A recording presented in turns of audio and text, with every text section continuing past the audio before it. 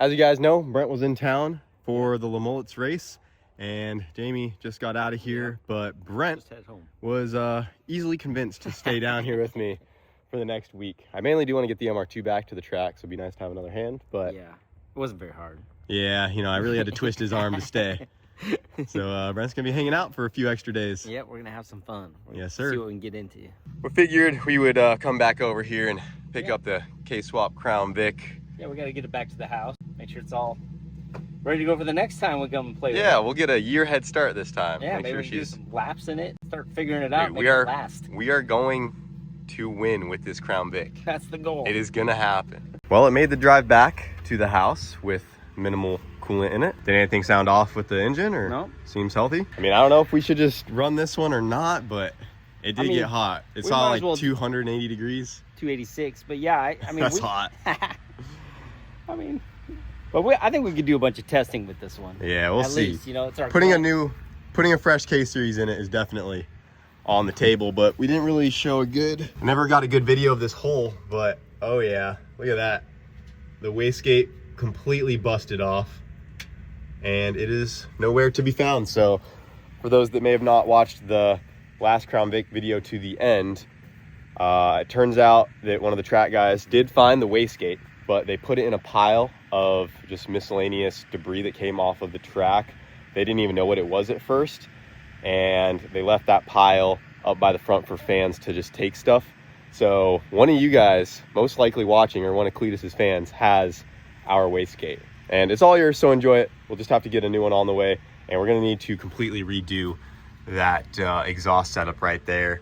Either reinforce it or just do it out of something scheduled with a much thicker sidewall. Did not expect the gate to break off, but it did, so. Yeah, and it was last in the first race, so this is race 2, and you know, just didn't expect that to happen. With it glowing and us understanding how to drive it better, we just cooked it off fast. Honestly, for the next Le Mullets, I want to try to get a GoPro in the engine bay, because that thing must be hot. The whole thing has to be just cherry red. Because we have that tiny exhaust housing to get it to spool up down low, going through the auto, pushing this big heavy car. And it's creating so much heat because there's non-intercooled, and we're just in the throttle the entire time. We got a bunch of Excel or diesel fuel in it too, so we just dump a bunch of raw fuel into the exhaust. That's how we get those cool flames. It does look cool. So for the next Le Mullets, we're thinking do an intercooler, possibly upgrade the radiator, at least replace the radiator, and redo the exhaust right here, make it nice and stout so that wastegate cannot come off. Yeah, if it lives, we're gonna be in the mix. Yeah. Oh, we're taking it home. We have to. Now we got a whole year to prepare. Yeah. I kind of like this car a lot. But knowing us, we'll start working on it within the first week before the race. Well, that's just how it goes too. All right, guys, so it's been a while since we've given you an update on the 2JZ Civic. She is still over here at CJ Race Cars. I actually had something that I was bringing over to drop off, so I figured while we're here, we'll get you an update with where it's at. I know you guys have been really busy keeping up with Mullet and some of the McFarland Racing Cruise projects, and you know, they were on a crunch to get some stuff ready for World Cup. Gave me a call a few months back, and I'm honestly like, dude, I'm in no rush to get this thing done right now, but my main goal is to try to have it ready for Sick Week, which will be coming up at the beginning of next year, so that's what we're going to try to shoot for. But they did get some stuff done on it, and if you look at the car, the front end is together, so you guys still need to do the hood mounts, hinges, and we haven't fully decided on if we're going to fully Zeus it yet or try to do some hinges. I don't know where you're at on that. I mean, it's up to you, really. I think Zeus it on. You think just Zeus it on, make it simple? We can try to figure that out. Yeah, I'm kind of on the fence on that, because it'd be nice to like operate like a normal hood, but it would just be race car to Zeus it on and be done with it. We'll figure out the hood later, but if we go ahead and pull the hood off, I'm going to set this over here. You can see underneath the hood, went ahead and got the front end all mounted up. They got a tubular front done for the headlight mounts right here, and the front end is on there, and that came out really good. I don't know if it's kind of show back behind here, but they got all that knocked out. Headlights are on there nice and stout. Shouldn't go anywhere at 200, right? Oh no, be totally fine. The window may blow out, but the rest of this will hold up pretty good. I noticed right here on the front end you got these Heims. Is that just like adjust for the hood? Yeah. So when you're going fast and whatnot, like Cameron said, you just preload it twice. And you're ready to go. Now, I know these Hondas, so I know they're kind of flimsy in different directions and stuff, so sometimes... Well, especially after multiple passes, Oh, yeah. some stuff might start to misalign. So you put those bad boys on there. So and we you're got gonna go nowhere. some adjustable Yep. rods right there. We can kind of pull the headlights in and out if we Yep. need to tweak some things. Yep. As, It's a good deal. As I'm sure she will start to warp stuff over time. when the body's twisting off the line from all the torque. Yeah. Hey, to be fair, this is probably the most torquey car I'll have. And probably. Yeah. So yeah, front end's on there, got the headlights on, and I also went ahead and got some TBM brakes for the 2J Civic. The brakes that were on there were really old and dated. This chassis was built a long time ago, but we had these really old guys on there. So we decided to upgrade the brakes, and we got a fresh set of TBMs on the car. Did you guys have to do anything custom to get these on here? Nope. Everything they had fit directly into the strut you already had, so that was not bad. Okay. And as you can see, they also got all of the brake lines ran, and they came out really good. They got the lines ran right along here. We got a TBM line lock for doing our burnouts, and then this goes up into our brake cylinder right there. Looks like you guys also got the fire suppression bottle in there. Yep. We got the fire suppression back in the corner over there with the lines ran to that guy. And you guys have the rear end out of the car right now. I guess we go take a look at that because we do have to do some things to the rear end. We got to re-gear it for the 2J, and they took it off to get the brakes on, get lines and stuff like that. Brakes and brake lines, yep. So let's go look at the rear end real quick. Those TBMs do look good on there. They make everything look like that much more race I know, car. yeah, you can't go wrong with TBMs, that's for sure. I don't know if you guys have ever seen the rear end out of this thing, but this is a shortened, Ford 9-inch rear end. Yep. You know, I'm learning about the rear-wheel drive stuff. It's my first like true rear-wheel drive race car that we're getting together here. So we are gonna have to take this third member apart here, and we got the gear ratio we need. I believe it's like a 372 or something around there. And we're gonna basically gear it to have that 2J singing right about 9,000 to go a little over 200 mile an hour through the traps. But that's about where I want the car to mile an hour, as long as the short track's there. I mean, we should have enough to hopefully get this thing in the high sixes one day would be the goal. But even if we can run some mid to low sevens for the time being, I will take that for a drag and drive car. And other than the gearing, we just got to get that, and then this can go back up in there. Yep. And then the drive shaft's getting done as well. You guys should have that here pretty soon. Perfect. But yeah, all in all, it's got really good parts. I know you're saying low sevens. I think this thing's gonna run sixes, no problem. I think we're underestimating her a little bit. Yeah. I'm putting a low 7, high 6-second setup in a car that is 1,000 pounds lighter than those chassis that do those numbers. Yeah. So I mean, like realistically on kill, if it has the gearing, like it might be almost a mid 6-second capable car. Yeah. Honestly, I agree. we will just be pushing the limits of the cast 2JZ block and stuff like that. I'm setting realistic expectations, and then hopefully we can crush them. Yeah. So the main reason I was coming over here was to drop this guy off. We got ourselves a carbon fiber trunk skin or lid here for the 2JZ Civic. At first I didn't know what I was going to do about the trunk. I was thinking about just getting a stock one and gutting it out. The carbon fiber ones are also kind of hard to come by, and I also don't need one with all of the factory structure in it. A lot of them come ready to go with the taillights, everything like that. So I'd be spending a lot on a trunk that I don't really need all that inner structure for. But actually, Sean from Ramey Racing reached out to me, and I guess they had a guy that made carbon fiber trunk lids like this that are full race car, just completely gutted out, super nice and light.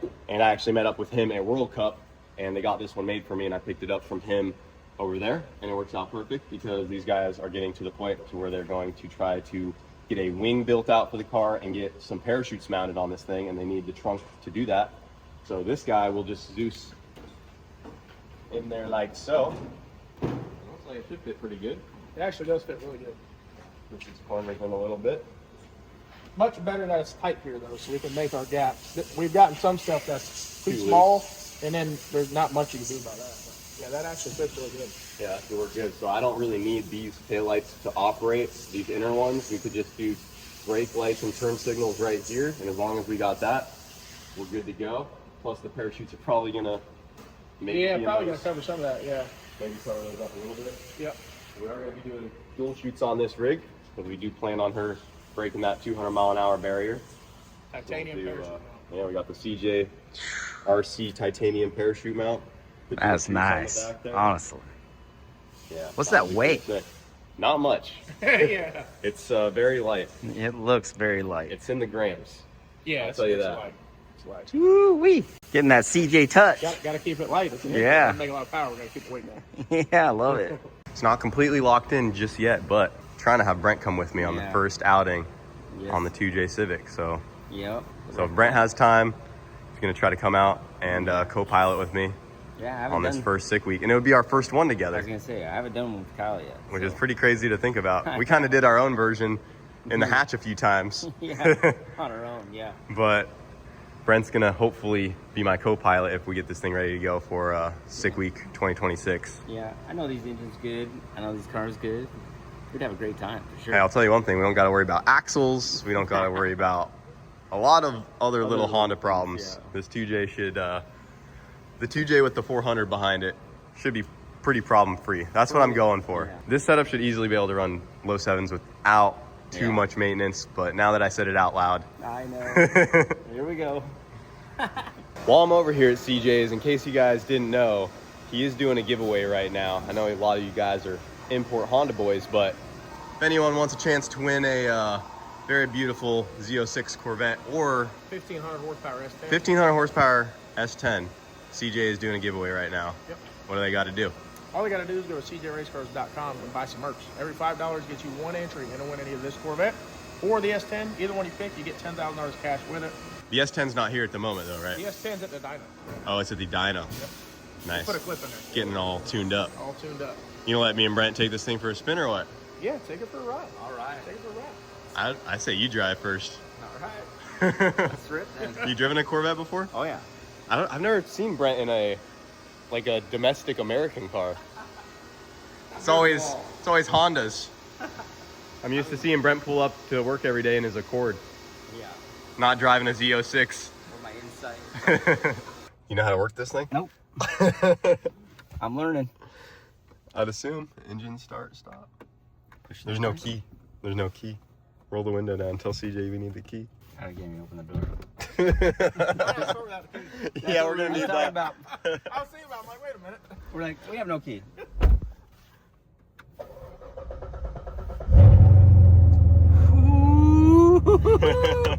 Tell me, that didn't sound beautiful. This is awesome. I love when I get to drive. As I'm thinking about it right now, I don't think I've ever sat passenger with you in anything that's somewhat fast, you know? The NSX, maybe? Did you drive the NSX with me in it? Mm-hmm. Okay. No, yeah, I did let you drive the NSX. I think that's it, though. It's not often I'm passenger while Brent's the one ripping. No, he puckers a little bit. Hey, you do it too, though. I do. Brent doesn't always want to get in the cars with me either. Unless it's the Routacy. He loves the Routacy. Yeah, the And the hatch. is one of my favorites. Yeah, the hatch and Routacy. They're good. Here we go.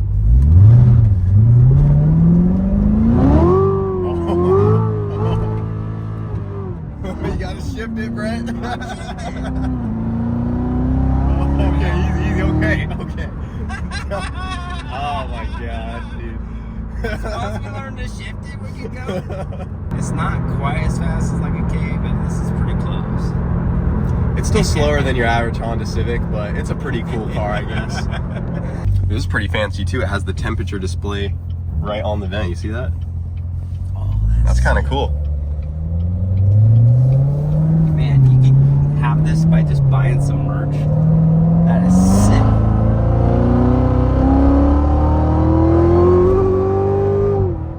That was me like easing in. Alright, hold on. I got her in manual mode. Oh yeah, it catches it. That's pretty sick.